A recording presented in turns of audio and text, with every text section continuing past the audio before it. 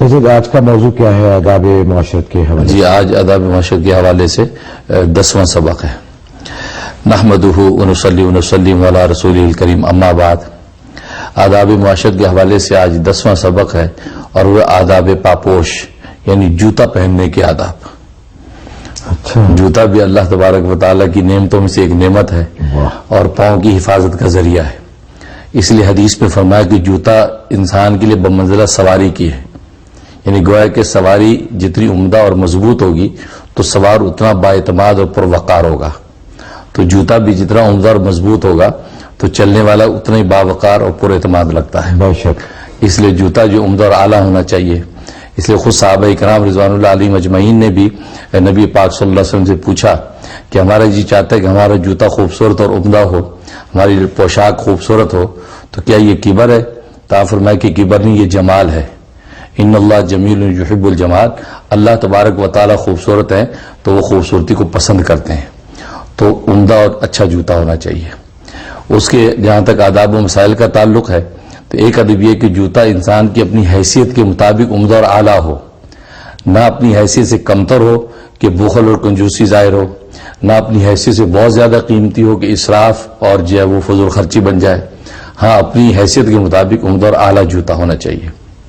ایک ادب یہ کہ جب جوتا پہنے تو پہننے میں سیدھے پاؤں میں جوتا پہلے پہنے اور الٹے پاؤں میں بعد میں، اور جب اتاریں تو الٹے پاؤں میں جوتا پہلے اتاریں اور سیدھے پاؤں سے بعد میں.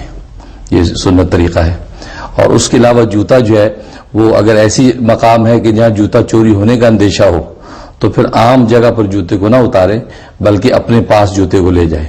جیسے مساجد ہیں یا اور پبلک پوائنٹس ہیں کہ جہاں عمومی طور پہ لوگ آتے ہیں، تو ادب یہ ہے کہ اگر اندیشہ ہے گم ہونے کا تو اس کو محفوظ مقام میں آپ جوتا رکھ سکتے ہیں، اپنے قریب بھی جوتا رکھا جا سکتا ہے.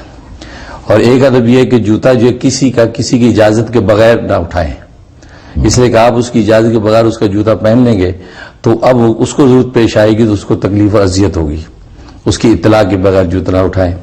اور ایک ادب یہ ہے کہ جوتا اگر جو ہے پہننے کے لیے ہاتھ لگانے کی ضرورت پیش آئے، مطلب یہ کہ تسمے والے جوتے تسمہ باندھنا ہے، یا یہ کہ تنگ ہے تو شو اور نہیں استعمال کرنا ہے، تو اس کے لیے بیٹھ کر جوتا پہننا چاہیے. کھڑے کھڑے جھک کر جوتا پہننا یہ جو ہے وہ ادب کے خلاف ہے. یعنی وہ نقصان دہ ہو سکتا ہے، انسان گر سکتا ہے، کوئی اور تکلیف لائق ہو سکتی ہے. اکثر بیگ لوگوں کی چلی جاتی ہے. اس لیے اس صورت میں بیٹھ کر جوتا پہننا چاہیے. تو اس انداز سے یہ جوتے کے آداب ہیں. اور آج کل جیسے کہ نیم برانڈ جوتا کا بڑا رواج ہے، خاص طور پر ٹین ایج بچوں میں، اس میں کوئی مذاکرہ نہیں کہ نیم برانڈ جوتا استعمال کریں. اس کی وجہ یہ بھی ہے کہ وہ عمدہ اور مضبوط اور اعلیٰ ہوتا ہے، لیکن ایسا نہ ہو کہ حیثیت سے زیادہ اگر مہنگا ہے تو اس کا کریز بھی نہیں ہونا چاہیے.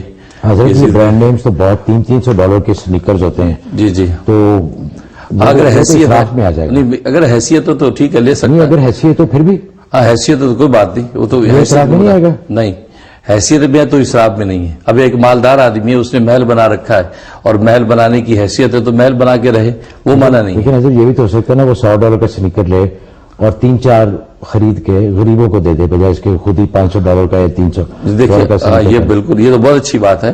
وہ تو 300 کے بعد بھی دے سکتا ہے غریبوں کو اگر دینا چاہے تو اس کی تو کوئی لمیٹیشن نہیں ہے. لیکن ایک اس کی ذات تک کے لیے کتنا وہ خرچ کر سکتا ہے اس کا کرائٹیریا شریعت نے بتا دیا ہے. اور ایک ادب یہ ہے کہ جوتا ایک نہیں ہونا چاہیے، چند ایک جوتے ہونے چاہیے انسان کے پاس. 3-4 جوڑی کم سے کم جوتے اس کے پاس ہوں تاکہ اگر کسی وقت ایک جوتا نہ ملے. یہ سنت ہے یہ؟ جی، یہ سب احادیث سے اور اسی طرح آثار صحابہ سے یہ سارے آداب معاشرت علماء نے متعین کیے ہیں اس کے لیے تاکہ انسان جو ہے اس سے راحت حاصل کرے. اور اسی طریقے سے ایک ادب یہ بھی لکھا ہے کہ جوتا جو ہے وہ چوری ہونے کا اندیشہ ہو تو جوتا انسان اپنے ساتھ رکھ سکتا ہے اور آپ ساتھ اٹھا کے لے جا سکتا ہے، اس میں کوئی مذاکرہ نہیں ہے.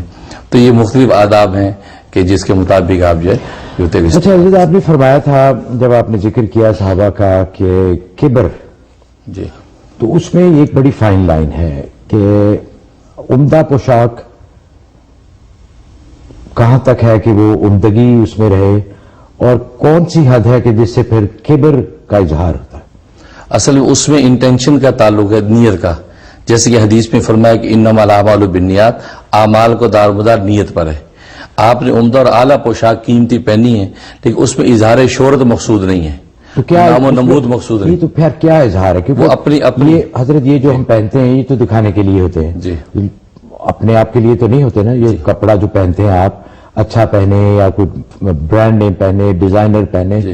تو مقصد اس کا یہ ہوتا ہے کہ دوسروں کو دکھانا ہے کہ لوگ دیکھیں کہ میں نے اچھا پہنا ہوا ہے. جی تو اس میں پھر کس طرح یہ حد مقرر ہوگی جی. کہ اگر آپ نے بہت اچھی پوشاک پہنی ہوئی ہے تو آپ کہیں کہ جی میں نے تو عمدہ پہنی ہے لیکن اس میں کبر نہیں ہے. جی. کبر تو آ جائے گا اس میں. جی نہیں آئے گا. اس میں انٹینشن یہ ہوگی کہ آپ عمدہ اور اچھا صاف ستھرا اعلیٰ لباس پہن رہے ہیں یہ سوچ کے کہ میرے کسی ظاہری میری اپیرنس سے کسی کو اذیت اور تکلیف نہ ہو. میں اس لیے اعلیٰ اور عمدہ لباس پہن رہا ہوں, اچھی خوشبو لگا کے محفل میں جا رہا ہوں تاکہ لوگوں کو جو مجھ سے راحت پہنچے تکلیف نہ ہو. بس یہ نیت ہو. یہ نیت نہ ہو کہ میں لوگوں کے اوپر چھا جاؤں اور محفل میں سب سے اعلیٰ لگوں. یہ نیت نہیں ہونی چاہیے. بہت باریک سی بات ہے. تو ذرا سادگی پھر کہاں گئی؟ سادگی میں نے بتایا کہ شریعت کی حدود کے اندر جو چیز ہے وہ سادگی ہے, جو جمال ہے وہ عین سادگی ہے.